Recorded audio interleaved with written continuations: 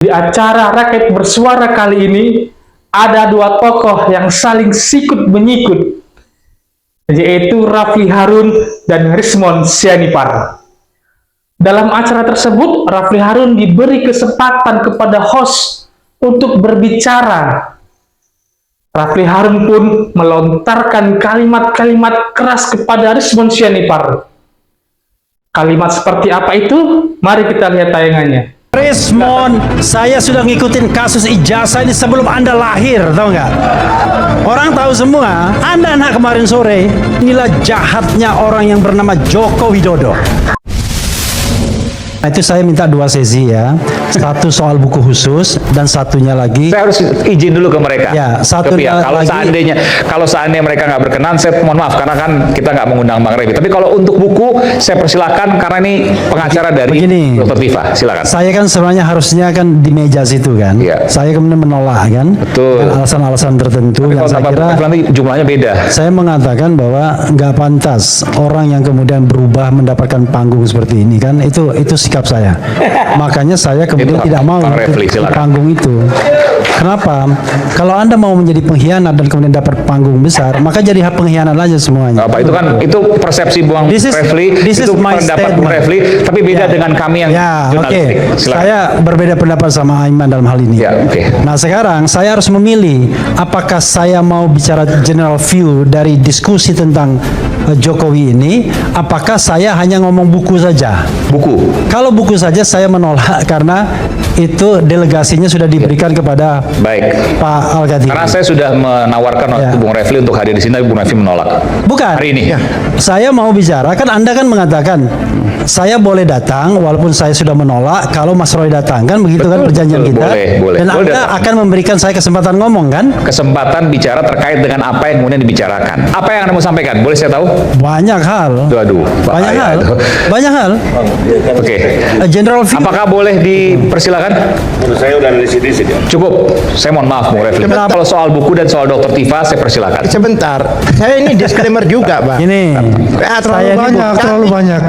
Ini punya legal standing. Oh, ini. Guru Seno belum Silakan, Bung Refli. Ada mau sampaikan antara buku dan Dr. Tifa, silakan. Ya. gini, Supaya fair. saya ngomong Al-Ghazali. Gini ya. Saya ini juga penulis buku. Kalau Anda penulis buku, maka kemudian 2 hal saja perjanjiannya. Apakah Anda sebagai penulis saja, Ya. ataukah Anda juga sebagai productionnya? Kalau Anda sebagai penulis saja, maka Anda tidak bertanggung jawab terhadap ongkos produksi dan distribusi. Mau rugi, mau untung, itu semua di publishing atau penerbit. Begitu ya. Saya pernah menulis buku, saya carikan iklan sampai 100 juta, bayangkan. Saya kasihkan ke publishingnya. Alhamdulillah, sampai sekarang 0 rupiah saya dapat. 0 rupiah. Padahal saya dapatkan 100 juta. Kenapa? Karena saya sudah serahkan, karena saya hanya writer, bukan publisher, bukan publishingnya. Nah, itu yang penting. Kenapa? Anda tidak bisa kemudian meminta hak yang sama, tapi bebannya berbeda. Sekarang saya tanyakan misalnya, apakah Mas Roy dan Rismon itu menanggung biaya cetak? Sepanjang atau sependek yang saya tahu tidak. Dari awal saya nolak waktu itu. Makanya Yang menanggung adalah Dr. Tifa. Dr. Tifa yang menanggung itu semua. Baik. Jadi pada saat di Kuningan City Mall sebelum masuk cetak ya karena sudah soft publish di Jogja itu sudah masuk uang 180 juta untuk PO, Iya. pre-order. Begini. Jadi bukan tanggungannya Bu Dari Tifa. siapa itu? Sebentar. Siapa? Pre-order. Dari orang-orang itu. Ya orang-orang sudah Sebentar. ada 180 juta. Rismon, sebentar. Kan nggak paham kan cerita itu? Kamu tahu nggak siapa yang keluar duit? Salah satunya Rafli Harun. Rafli Harun tuh keluar uang ratusan juta enggak? Bukan. Tapi saya nggak pernah Bentar, kayak bentar. kamu, Mon. Untuk buku itu. Ini PO, Bang. Itu saya Abang- nggak pernah abang kayak nggak masuk di sini. Belum masuk. Sini, saya Belum udah tahu. masuk di kasus ini. ya, Oke. ya. Jadi ya. belum masuk di kasus ini, jangan klaim itu uang Anda. PO, pre-order. Rismon, saya sudah ngikutin kasus ijazah ini sebelum Anda lahir, tahu nggak? Anda tuh lahir baru 2025. Saya itu sudah memberitakan kasus ini, meneliti kasus ini, sejak 2022. Orang tahu semua. Anda anak kemarin sore. Udahlah. Anda itu kan nggak tahu kita dari mana. Tapi bahwa faktanya Anda memberikan uang untuk buku ini. Ya udahlah, itu kan itu Ratusan juta tadi yang disampaikan. Itu soal pinjaman dan lain Kan di sebagainya itu awal. gampang ya. Nggak ada. Ya. Nggak ada. Ke dokter Tifa mungkin Anda Itu nggak tahu. kamu nggak ngerti, itu makanya. Jadi Oke. tanya ada faktanya kan, ada saksinya. Jadi gini, yang namanya sepanjang saya tahu, mereka ini tidak bertindak sebagai manajemen, tetapi sebagai writer, sebagai penulis. Kalau kita balikkan ke misalnya Anda Gramedia atau apa, yang namanya dapat royalti itu di akhir tahun setelah buku itu terjual, dan itu pun paling cuma 10%. Rismond ini yang panjang saya tahu, itu paling tidak dia dapat 2 kali, 20 juta dan 30 juta. 50 juta. Ya, 50 juta. 20 juta itu dia baik. Alasannya untuk Bambang Tri, saya minta bagian royalti saya. Karena dia baik, dia mau nyumbang Bambang Tri. 30 juta ketika dia mau diperiksa kalau tidak salah. Karena dia takut dan khawatir sekali istrinya, dia bilang nggak ada duit. Maka kemudian ya kan? Makanya Iya, bentar, dengar dulu. belum. Dengar dulu saya ya. Oke, silakan. Nah, sepanjang yang saya tahu, itu sependek yang saya tahu, paling tidak dia sudah terima uang. Mau jumlahnya 20 juta, 30 juta dan lain sebagainya, itu dia terima uang. Mas Roy itu sampai sekarang dia nggak pernah ngitung uangnya. Itu satu, gitu ya. Ya. Jadi memang pikiran dia uang. Berjuangnya enggak. Gitu ya. Ya. Saya itu menjual buku, nyumbang juga, sepeser pun enggak. Saya minta uangnya. Dibayar enggak? Dibayar enggak. Dari pengacara. Yang namanya RH Channel itu selalu kemudian. Tapi YouTube-nya kan gede. Ya itu kan pribadi saya. Oke. Tetapi jangan. Karena itu saya kira begini ya. Saya ingin mengatakan, kalau memang kita punya komplain terhadap buku tersebut, satu, pandang dulu posisi kita sebagai apa. Apakah Anda sebagai writer saja? Apakah Anda juga yang menanggung ongkos publikasi, ongkos production, dan ongkos distribusi? Apakah Anda juga menjualnya?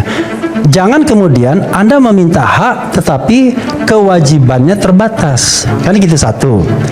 Kedua, ini adalah penulis di antara 3 orang. Etis nggak? Kalau Anda kemudian ewer-ewer ke publik, bahkan di media sosial, Twitter tersebut, kita kan baca semua. Saya paham, Anda yakin dicetak 10.000? Yang namanya Jokowi Sweat Paper. Sependek yang saya tahu, itu edisi pertama cuma dicetak 1.000, edisi kedua 1.000. Edisi pertama itu membiayai apa? Membiayai launching, dibagikan gratis antara lain kepada tim reformasi Mabes Polri, dikasih gratis-gratis satu-satu. Kalau di perguruan tinggi dikasih gratis juga, digunakan uangnya untuk sosialisasi. Mas Roy ke Medan dibayari dari buku itu ketika diskusi buku dan lain sebagainya. Rismond juga diundang, tetapi dia tidak datang padahal di Medan. Ya kan? Nah, lalu sebagian digunakan untuk mencetak edisi kedua. Tetapi edisi kedua tuh tidak sukses sama sekali. Jadi stop ya. Antara lain, kenapa? Karena versi PDF itu disebarkan oleh Rismond. Rismond menyebarkan versi PDF-nya. Banyak orang yang mendapatkannya. Nah, karena itu ini saja. Saya menyesal ngomong seperti ini, terus terang saja sebenarnya. Karena bagi saya nggak mutu. The last statement from me, ya, setelah ini saya pulang. Karena nggak akan dikasih kesempatan ngomong lagi kan? Oleh bapak-bapak. Ya, karena itu saya mau pulang. Ya. Terima kasih, Pak. Saya mengatakan inilah jahatnya orang yang bernama Joko Widodo. Kenapa jahat? Dia membiarkan anak bangsa terpecah belah, mendebatkan apakah ijazahnya asli atau palsu. Palsu. Padahal mudah sekali untuk membuktikan. Palsu. Kalau dia asli, tunjukkan itu. Tapi kalau palsu, jangan dipotong. Saya setelah ini pulang. Oke. Kalau dia palsu, maka banyak sekali jalan berliku dan lain sebagainya.